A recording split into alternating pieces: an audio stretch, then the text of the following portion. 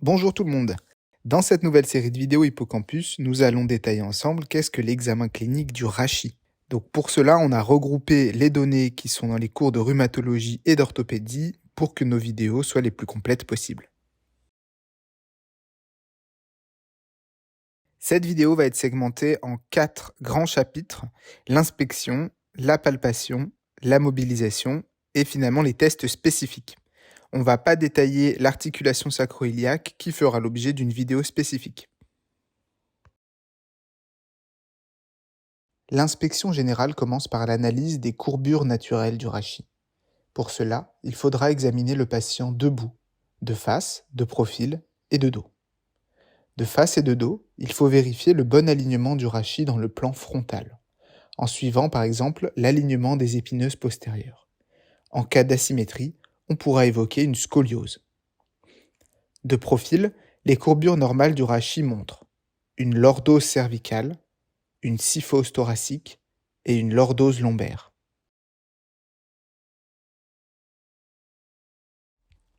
L'inspection générale du rachis se poursuit par celle de la posture au repos du patient.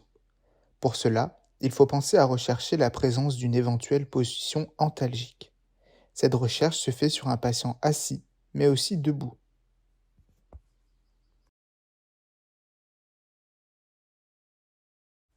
La gibbosité est pathognomonique d'une scoliose structurale. Il faudra la rechercher de la manière suivante. L'inspecteur assis place le patient debout devant lui, de face et de dos, afin de vérifier le bon équilibre du bassin. Puis, l'enfant se penche en avant, les mains jointes sur ses pieds. On évalue alors le déséquilibre de hauteur des épaules, la saillie asymétrique des scapulas, le déséquilibre du tronc, l'asymétrie des plis de la taille et la déviation de la ligne des épineuses.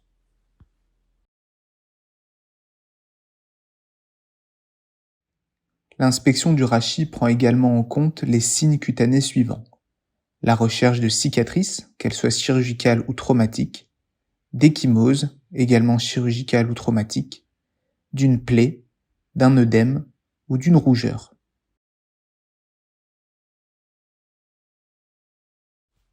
L'inspection du rachis cervical s'intéresse ensuite aux éléments musculo-squelettiques, dans les différents plans de l'espace. De profil, le rachis cervical est naturellement positionné en lordose. En cas de douleur, il peut se produire une inversion de la courbure du rachis. La tête sera alors penchée en avant avec une raideur cervicale.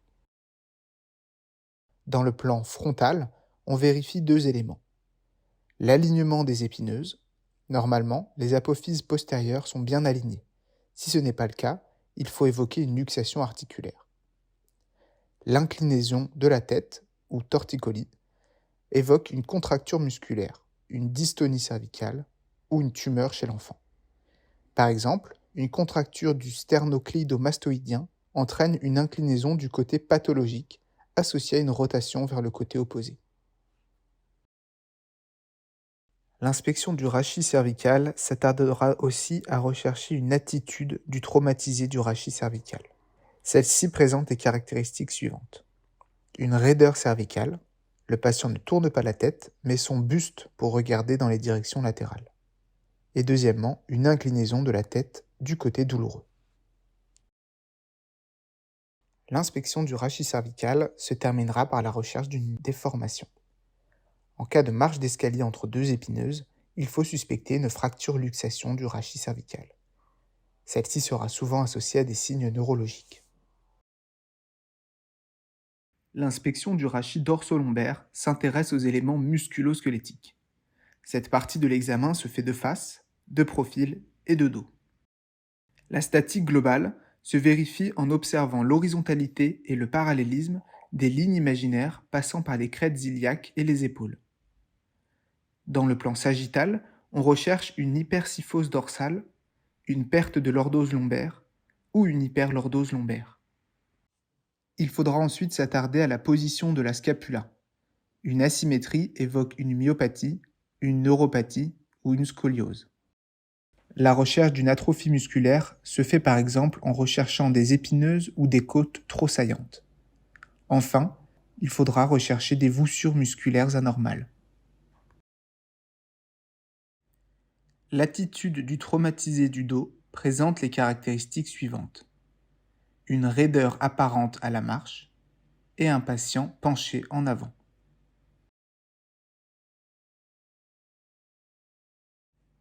La palpation cervicale commence par la palpation des reliefs osseux, à la recherche d'une douleur élective ou d'une mobilité. Les repères utiles lors de la palpation des épineuses sont C2, qui est la première vertèbre cervicale palpable sous la boîte crânienne, et C7, qui est la vertèbre située juste au-dessus de T1, la plus saillante au niveau de la base du cou. On palpe ensuite les interlignes articulaires du rachis cervical. Les espaces interépineux postérieurs sont palpés entre chaque processus épineux. Les espaces paravertébraux sont palpés entre les apophyses transverses et postérieures.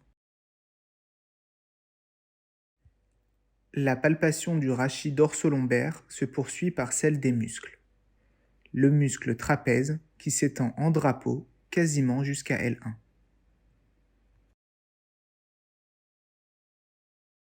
Les sternocléido-mastoïdiens, en avant du cou, entre la base des clavicules et celle de la mâchoire. Les muscles paravertébraux, le long de la colonne, à environ 2 travers de doigts de part et d'autre des épineuses.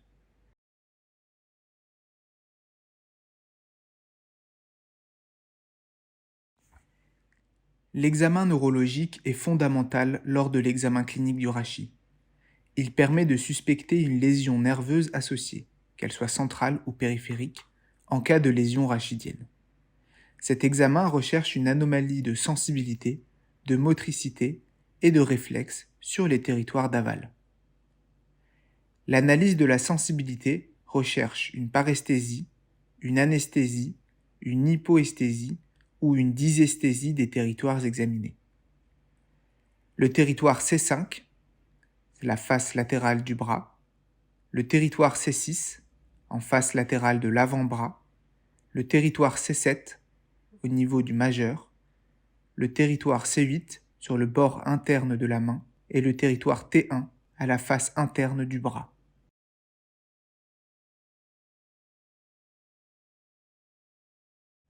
L'examen neurologique moteur est également primordial et se traduit par un testing musculaire des membres coté de 0 à 5 pour chaque muscle testé. On testera ainsi l'abduction de l'épaule pour le territoire C5, la flexion du coude pour C6, l'extension du coude pour C7, l'extension du pouce pour C8 et l'écartement des doigts pour T1.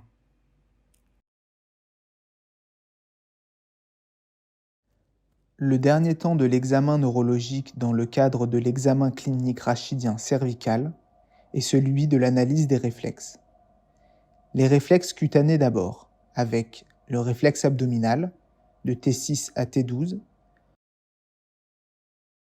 le réflexe crémastérien L1 et le réflexe cutanéo-plantaire ou Babinski L5. Les réflexes ostéotendineux des membres supérieurs seront le réflexe bicipital pour C5, stylo-radial pour C6, tricipital pour C7 et ulnopronateur pour C8. Enfin, les réflexes ostéotendineux des membres inférieurs seront le réflexe rotulien pour L4 et achilléen pour S1.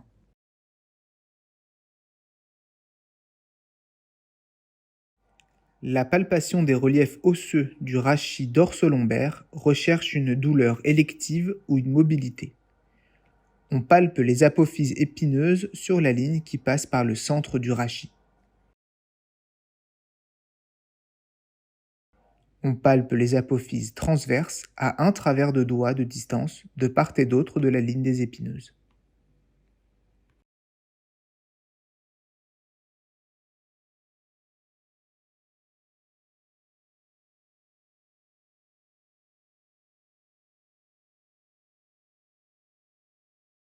Le signe de la sonnette correspond au déclenchement d'une radiculalgie lors de la palpation ou de la percussion d'une vertèbre. Ici, nous avons l'exemple de la palpation et la percussion d'une vertèbre thoracique. Ce test permet de confirmer l'existence d'une hernie discale. En revanche, ce n'est pas un marqueur de gravité. On palpe ensuite les interlignes articulaires du rachis dorso-lombaire. Les espaces interépineux postérieurs sont palpés entre chaque processus épineux.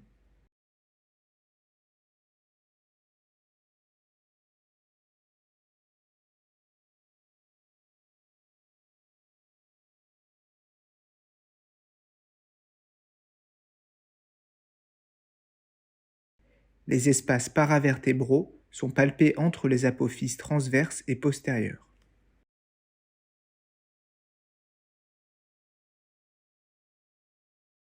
Les articulations sacro-iliaques sont palpées avec le pouce en regard de l'interligne articulaire sacro-iliaque, en dessous et en dedans des épines iliaques postéro-supérieures. La palpation du rachis dorso-lombaire se poursuit par celle des muscles. Le muscle trapèze qui s'étend en drapeau quasiment jusqu'à L1.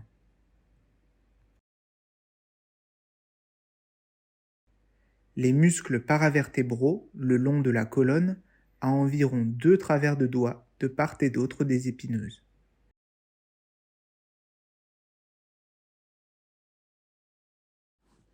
L'examen neurologique est fondamental lors de l'examen clinique du rachis. Il permet de suspecter une lésion nerveuse associée, centrale ou périphérique, en cas de lésion rachidienne. Cet examen recherchera une anomalie de sensibilité, de motricité et de réflexe sur le territoire d'aval. L'analyse d'abord de la sensibilité recherche une paresthésie, une anesthésie, une hypoesthésie ou une dysesthésie des territoires examinés. Le territoire L2 à la face antérieure de la hanche, territoire L3 face antérieure de cuisse, territoire L4 à la face antérieure du genou, territoire L5 à la face externe de jambe et territoire S1 au bord externe du pied et du talon. L'examen neurologique moteur est également primordial et se traduit par un testing musculaire des membres coté de 0 à 5 pour chaque muscle testé. La flexion de hanche correspond à L2, l'extension de genou à L3, la flexion dorsale de la cheville à L4, l'extension des orteils à L5, pour cela on peut faire marcher sur les talons, la flexion plantaire du pied à S1, et pour cela on peut faire marcher le patient sur la pointe des pieds. Le dernier temps de l'examen neurologique dans le cadre de l'examen clinique rachidien dorso-lombaire est celui de l'analyse des réflexes. Les réflexes cutanés d'abord, abdominal pour T6 à T12, crémastérien pour L1 et cutanéo-plantaire ou Babinski pour L5. Les réflexes ostéotendineux des membres inférieurs sont le réflexe rotulien pour L4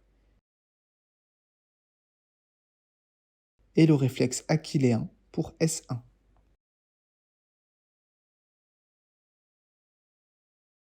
La mobilisation est une étape importante dans l'examen clinique du rachis cervical. Elle doit être faite en 2 temps, actif puis passif. Si la mobilisation active est douloureuse ou incomplète, l'examinateur complète son évaluation par une mobilisation passive. Les amplitudes articulaires doivent être les mêmes en actif et en passif. L'examen s'effectue avec le patient debout ou assis, avec le cou dégagé. Attention, la mobilisation du rachis cervical doit toujours être prudente, car il peut exister un risque de lésion médulaire, par exemple dans le diastasis atlanto-axoïdien, dans la polyarthrite rhumatoïde. Les amplitudes articulaires cervicales normales sont en pratique évaluées par la mesure de distance type. La flexion normale du rachis cervical est de 50 degrés. Cela correspond à une distance menton-sternum normale si elle est de 0 cm, avec la mâchoire fermée.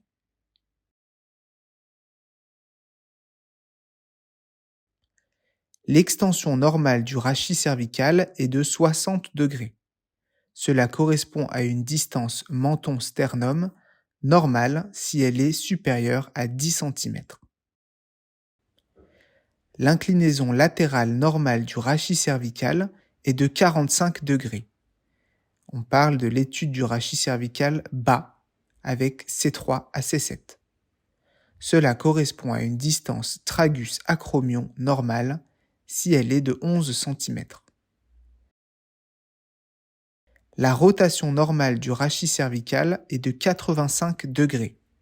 On étudie alors le rachis cervical haut, C1 et C2.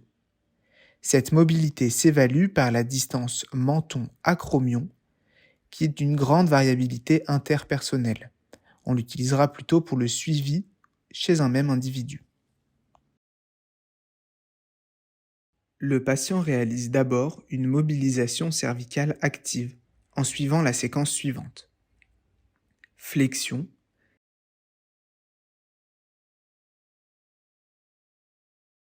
puis extension,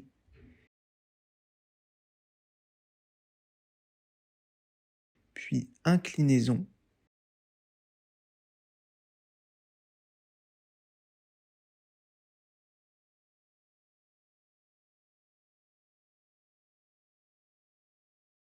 et enfin rotation.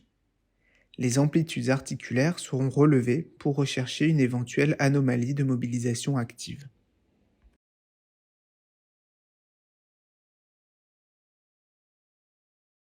L'examinateur réalisera ensuite une mobilisation cervicale passive en suivant la séquence suivante.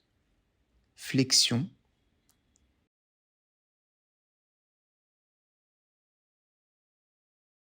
puis extension,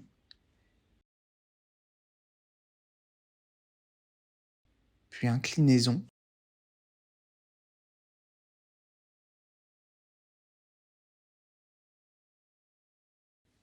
et enfin rotation. Les amplitudes articulaires sont relevées pour rechercher une éventuelle anomalie de mobilisation passive. La comparaison des amplitudes articulaires cervicales actives et passives permet de suspecter des lésions cervicales spécifiques en fonction de la clinique. La mobilisation du rachis dorsolombaire est une étape importante dans l'examen clinique du rachis. Elle permet de vérifier la mobilité globale et d'identifier des sections enraidies du rachis. À moins d'avoir des appareils de mesure spécifiques, il est difficile d'estimer en chiffres la mobilité du rachis lors de l'examen clinique. Les amplitudes articulaires normales du rachis lombaire sont une inclinaison latérale de 20 degrés,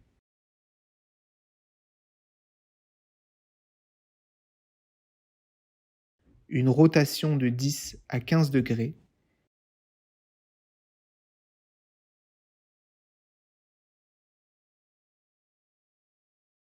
une flexion de 45 degrés,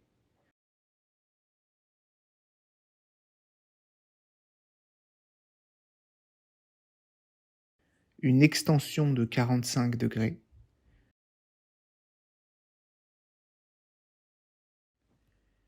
les amplitudes articulaires normales du rachis thoracique sont une inclinaison latérale de 25 à 30 degrés.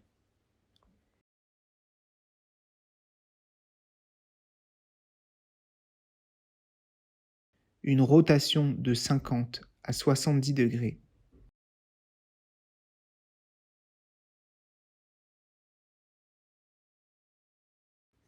une flexion de 30 à 40 degrés,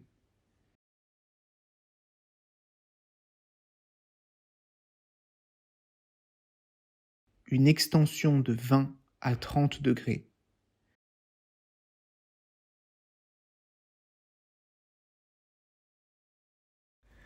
De nombreux tests permettent de donner des informations sur l'état du rachis. Nous segmenterons ici ces tests en deux catégories. Ceux relatifs au rachis cervical et ceux qui s'intéressent au rachis dorso-lombaire. Le test d'Adam sera indiqué en cas de suspicion de scoliose. Le patient sera vu de dos avec l'examinateur qui lui demande de se pencher en avant. Pour le résultat, en cas d'apparition d'une gibbosité thoracique ou lombaire, on peut confirmer une vraie scoliose structurale et donc infirmer une scoliose fonctionnelle, qu'on peut appeler aussi attitude scoliotique. Il existe de nombreux tests pour examiner le rachis cervical. En revanche, leur valeur diagnostique n'est pas toujours optimale. C'est pourquoi nous ne présenterons pas tous les tests mentionnés dans la littérature.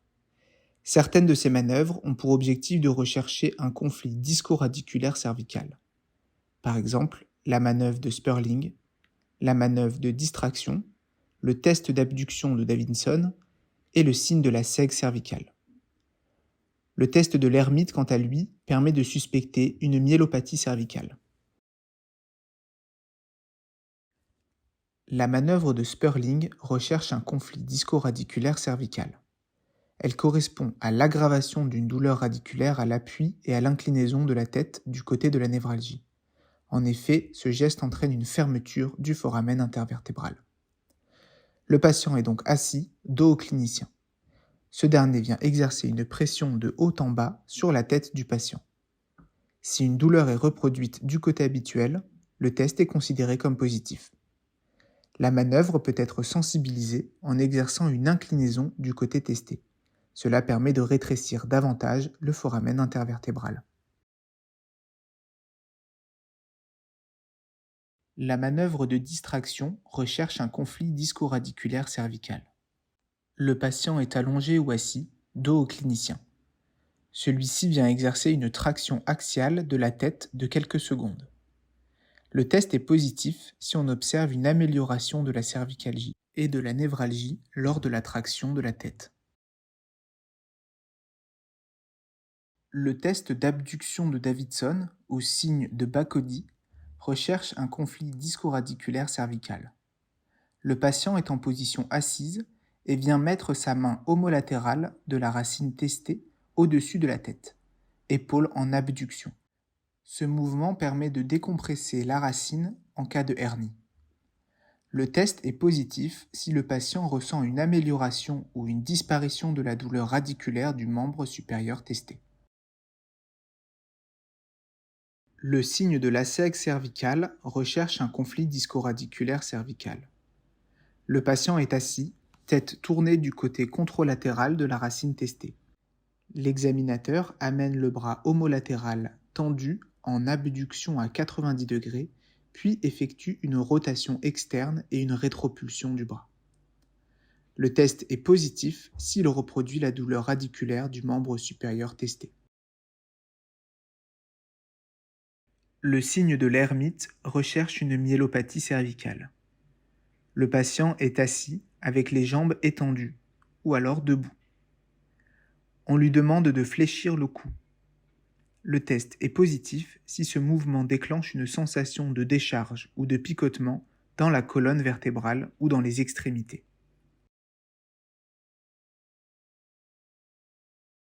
Il existe de nombreux tests pour examiner le rachis lombaire. Certaines de ces manœuvres ont pour objectif de rechercher un conflit disco-radiculaire lombaire. Par exemple, la manœuvre de la sègue, la manœuvre de la sègue croisée, la manœuvre de Léry ou le slump test.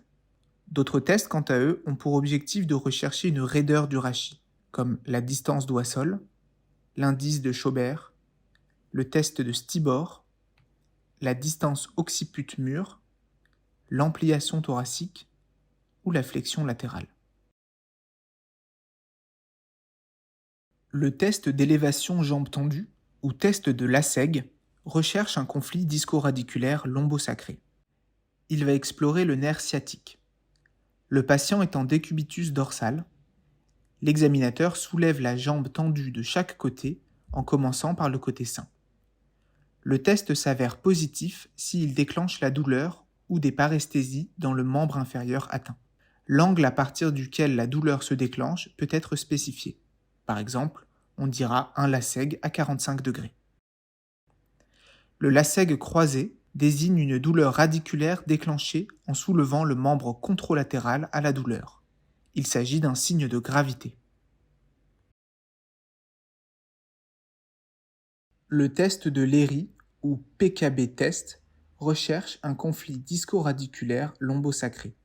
Il va explorer le nerf fémoral, ou nerf crural. Le patient est en décubitus ventral. L'examinateur vient bloquer l'articulation sacro-iliaque, puis va fléchir la jambe à 90 degrés. La manœuvre se termine par une extension de hanche en soulevant le genou. L'examen doit être bilatéral et comparatif en commençant par le côté sain. Le test s'avère positif s'il déclenche la douleur ou des paresthésies dans le territoire du nerf crural du membre inférieur atteint. Le SLUM test recherche un conflit disco-radiculaire lombosacré. L'objectif est la mise en tension du fourreau dural. Le patient est assis. Il va s'affaisser en positionnant les mains dans le dos. Le patient fléchit ensuite le cou pour que son menton touche le sternum. Enfin, le patient étend la jambe testée et réalise une dorsiflexion du pied. L'examinateur applique alors une flexion passive du cou et de la cheville. Le test est positif s'il reproduit la douleur ou les paresthésies dans le membre inférieur. Notez que le test s'arrête dès que la douleur est ressentie. L'indice de Schaubert est utile pour évaluer la raideur lombaire. Le patient est en position debout. Avec un marqueur, on repère L5 situé 2 à 3 cm au-dessous du niveau des crêtes iliaques. Et on réalise une autre marque 10 cm au-dessus.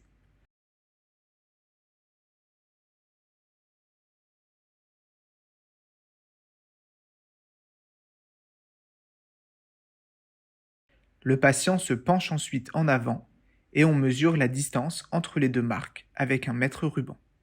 Un résultat normal présente une augmentation de la distance de plus de 5 cm.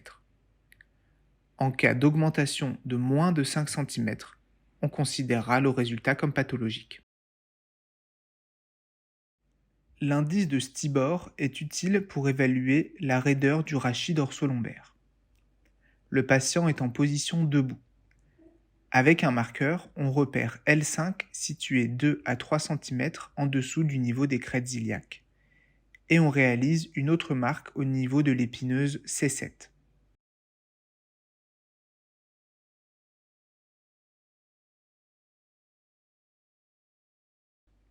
Le patient se penche en avant et on mesure la distance entre les deux marques avec un mètre ruban. En cas d'augmentation de la distance entre L5 et C7 de plus de 10 cm, on considérera le résultat comme normal. Si la distance L5-C7 augmente de moins de 7 cm, on considérera le résultat comme pathologique.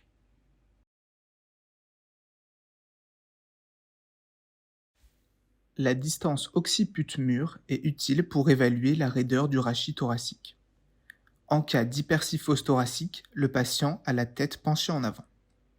Le patient se tient debout, dos au mur, avec un examinateur qui mesure la distance qui sépare l'occiput du mur. Un résultat est pathologique si la distance est supérieure à 0 cm.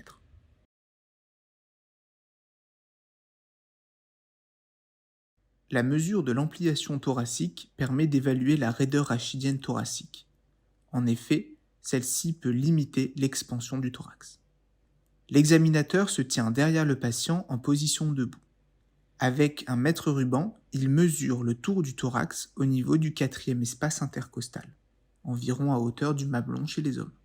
L'ampliation thoracique correspond à la différence entre l'inspiration maximale et l'expiration forcée. En cas d'augmentation inférieure à 4 cm, le résultat est considéré comme pathologique. La mesure de la flexion latérale permet d'évaluer la raideur rachidienne latérale. Le patient est debout, dos au mur, et on lui demande de se pencher le plus possible de chaque côté. L'examinateur mesure la position du bout des doigts sur la cuisse au repos, puis lors de la flexion latérale.